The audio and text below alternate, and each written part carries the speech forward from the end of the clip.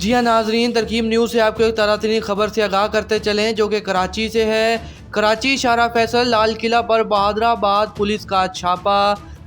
इंतज़ामिया की जानिब से पाबंदी के बावजूद शादी का फंक्शन करवाने पर लाल किला के 3 मुल्ज़मान गिरफ्तार कर लिए गए और मुकदमा दर्ज कर लिया गया।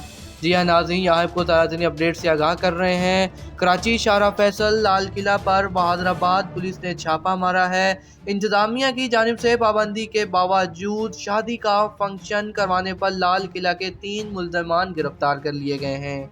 जी हाँ नाज़रीन, आपको बताएं कि कराची पुलिस हरकत में आ चुकी है। कराची शारा फैसल लाल किला पर बहादराबाद पुलिस का छापा। इंतज़ामिया की जानिब से पाबंदी के बावजूद शादी का फंक्शन करवाने पर लाल किला के 3 मुल्ज़मान गिरफ्तार कर लिए गए हैं और उनके खिलाफ मुकदमा दर्ज कर लिया गया है।